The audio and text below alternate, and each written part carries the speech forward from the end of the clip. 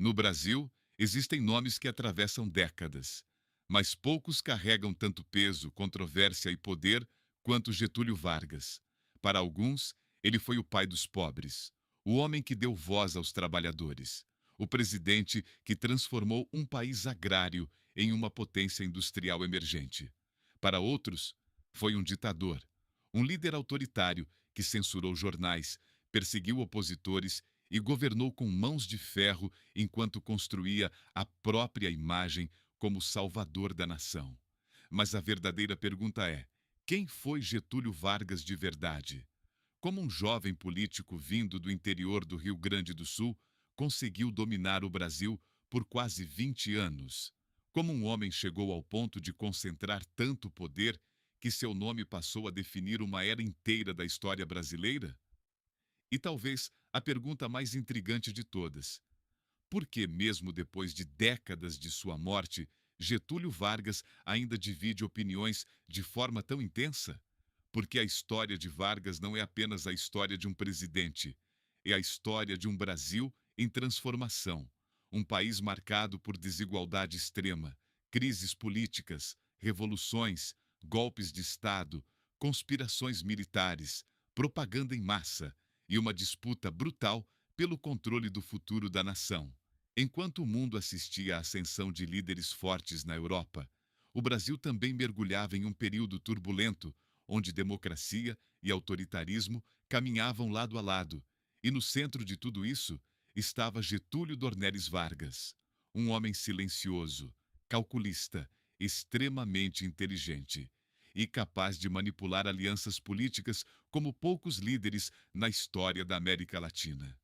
Ele prometeu proteger os pobres, criou leis trabalhistas históricas, mudou a economia brasileira, fortaleceu a indústria nacional, mas, ao mesmo tempo, censurou a imprensa, perseguiu adversários, controlou a informação e construiu um governo que muitos comparavam às ditaduras europeias da época. Era ele um herói nacional ou apenas um político brilhante que soube usar o povo para permanecer no poder? A resposta talvez seja muito mais complexa do que parece, porque Getúlio Vargas foi, ao mesmo tempo, amado e temido. Nas ruas, multidões o chamavam de Salvador. Nos bastidores, seus inimigos o enxergavam como uma ameaça perigosa à democracia. E conforme o país mergulhava em crises cada vez maiores, a tensão ao redor de seu governo começava a crescer. Escândalos, pressões militares, tentativas de assassinato, conspirações políticas, até que, em uma madrugada de agosto de 1954, o homem mais poderoso do Brasil tomaria uma decisão que chocaria toda a nação. Um único disparo, uma carta deixada sobre a mesa e uma frase que entraria para sempre na história brasileira: saio da vida para entrar na história. Mas para entender como tudo terminou dessa forma, primeiro precisamos voltar ao início, antes do poder, antes da presidência, antes da idolatria. Precisamos voltar ao momento em que Getúlio Vargas ainda era apenas um jovem político do sul do Brasil, sem imaginar que um dia se tornaria o homem mais influente e mais controverso de sua geração. Getúlio Dornelles Vargas nasceu em 1882, na pequena cidade de São Borja, no interior do Rio Grande do Sul. Naquela época, o Brasil ainda era um país extremamente rural. A escravidão sequer havia sido oficialmente abolida.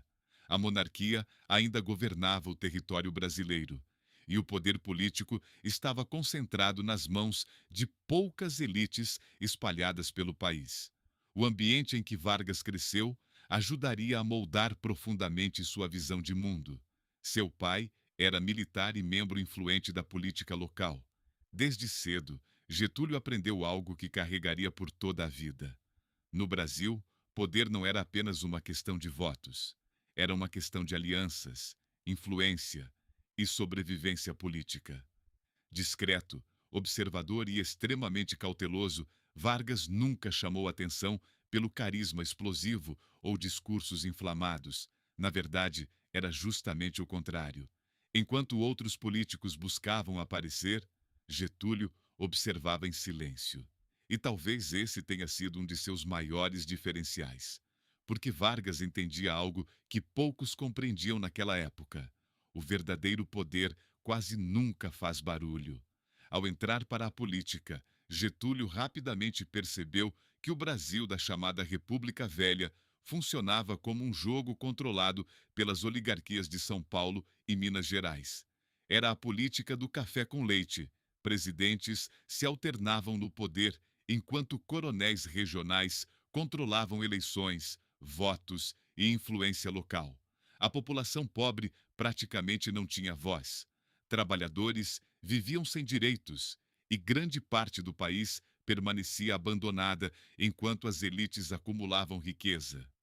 Mas na década de 1920, o sistema começava a mostrar sinais de desgaste. Crises econômicas abalavam o país, movimentos militares questionavam o governo e crescia a sensação de que o Brasil precisava mudar. Foi nesse cenário turbulento que Getúlio Vargas começou a ganhar espaço nacional. Em 1928, tornou-se governador do Rio Grande do Sul. E, diferente de muitos políticos da época, Vargas sabia se adaptar. Ele conversava com militares, negociava com empresários, mantinha relações próximas com setores populares e construía alianças de forma extremamente estratégica. Não demorou para seu nome começar a circular como uma possível alternativa ao domínio das antigas oligarquias. Mas o verdadeiro ponto de ruptura aconteceria em 1929.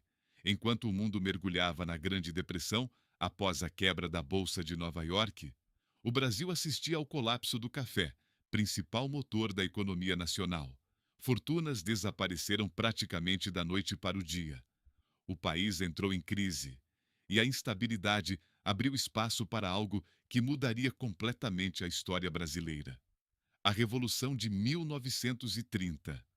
Naquele momento, Getúlio Vargas deixou de ser apenas mais um político regional e passou a se tornar uma figura central em uma disputa que decidiria o futuro do Brasil.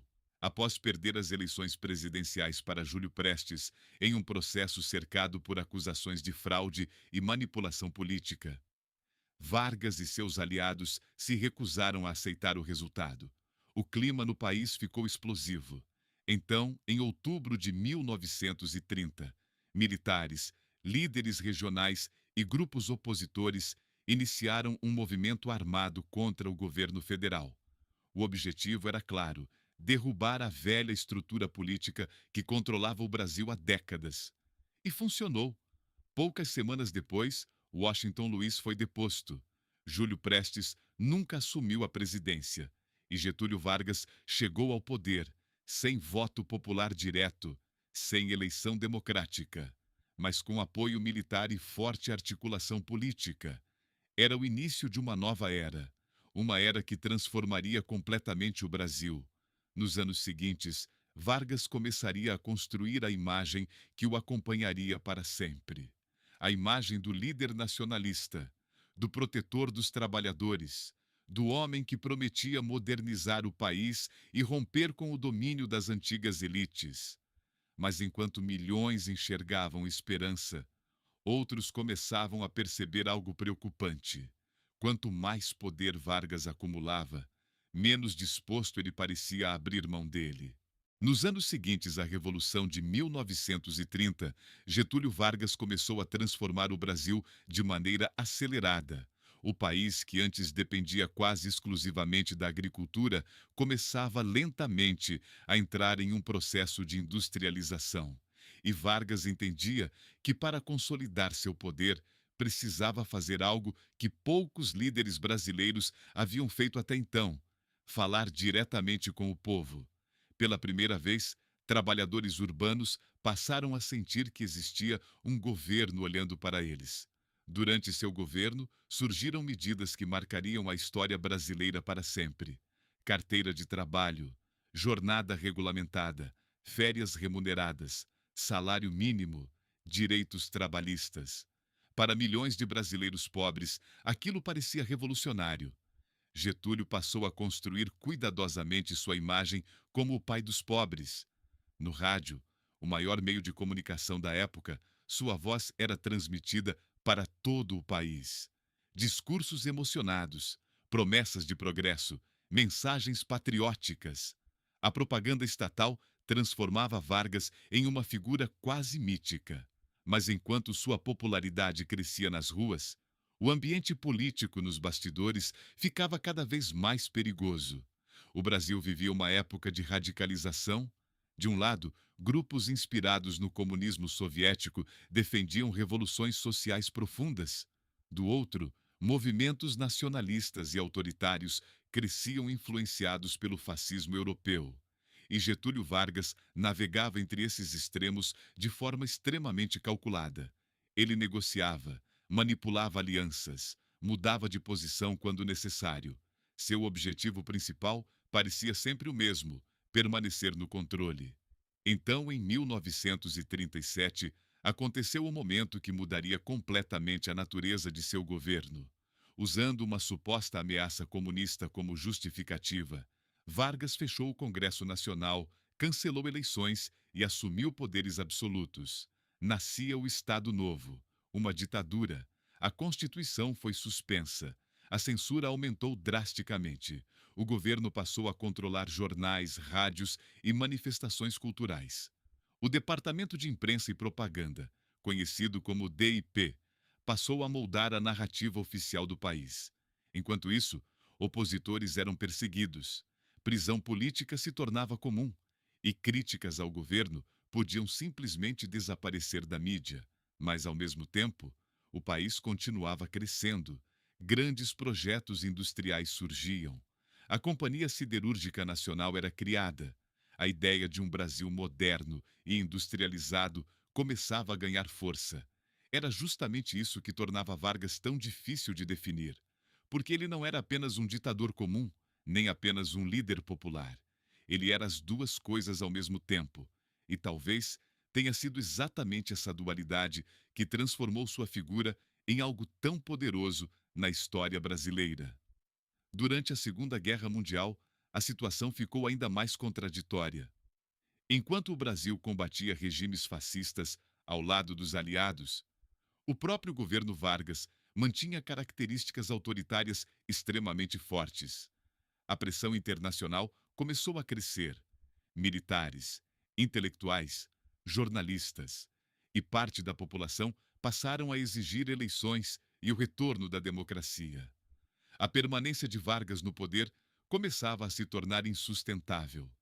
Então, em 1945, após 15 anos no comando do país, Getúlio Vargas foi deposto pelos próprios militares que um dia ajudaram a colocá-lo no poder. Parecia o fim. O homem que havia dominado a política brasileira por mais de uma década deixava o Palácio do Catete cercado por incertezas. Muitos acreditavam que sua carreira política havia acabado para sempre. Mas eles estavam errados, porque mesmo longe da presidência, o nome de Getúlio Vargas continuava gigantesco. Nas fábricas, trabalhadores ainda o viam como defensor dos pobres. Nas ruas, multidões continuavam lembrando de suas leis trabalhistas. E em um Brasil cada vez mais dividido, sua imagem permanecia viva como símbolo de força e proteção. Era como se Vargas nunca tivesse realmente saído do poder.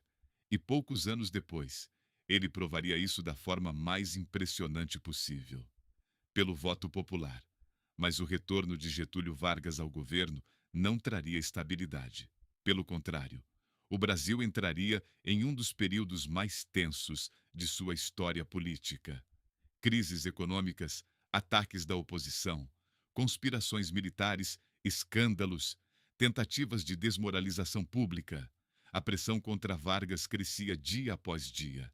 E conforme o cerco se fechava ao redor do presidente, o país caminhava lentamente para uma tragédia que mudaria a história brasileira para sempre. Na década de 1950, Getúlio Vargas retornou ao poder de forma triunfal, dessa vez não através de revolução ou apoio militar, mas pelo voto.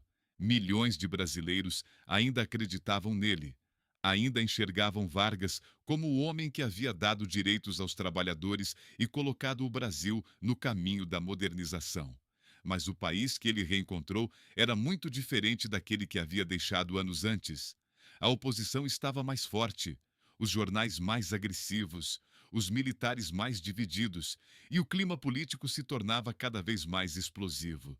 Enquanto Vargas tentava fortalecer empresas nacionais e ampliar o papel do Estado na economia, setores poderosos da sociedade passaram a enxergá-lo como uma ameaça. A crise aumentava, ataques políticos se intensificavam diariamente, acusações de corrupção cercavam o governo e a pressão pela sua renúncia crescia dentro e fora dos quartéis.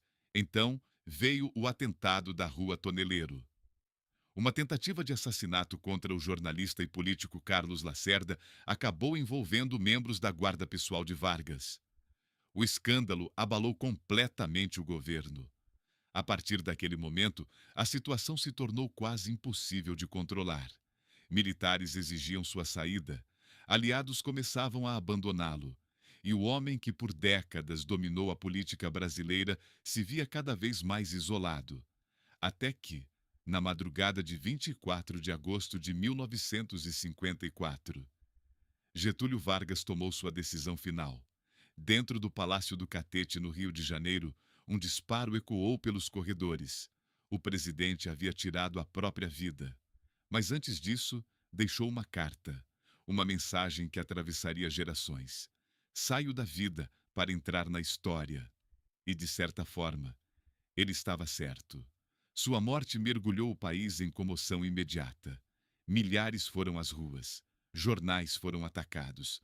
A população chorava enquanto o Brasil assistia ao fim de uma das figuras mais influentes de toda a sua história. Mas mesmo décadas depois, a figura de Getúlio Vargas continua cercada de debates. Para alguns, ele foi o maior líder popular que o Brasil já teve. O homem que criou direitos trabalhistas e iniciou a industrialização nacional. Para outros, foi um governante autoritário que enfraqueceu instituições democráticas e concentrou poder de forma perigosa. E talvez seja justamente essa contradição que torna sua história tão fascinante. Porque Getúlio Vargas não cabe facilmente em rótulos simples: herói ou ditador, visionário ou manipulador, defensor do povo ou estrategista do poder. Talvez a resposta dependa da forma como cada geração escolhe enxergar o passado. E é exatamente por isso que, mesmo após tantos anos, o nome de Getúlio Vargas ainda provoca discussões intensas no Brasil. Mas agora, eu quero saber a sua opinião. Getúlio Vargas foi um líder que transformou o Brasil para melhor? Ou alguém que usou o poder e o populismo para controlar o país? Escreve aqui nos comentários. Porque a história nunca é apenas sobre o passado. Ela também revela como enxergamos o presente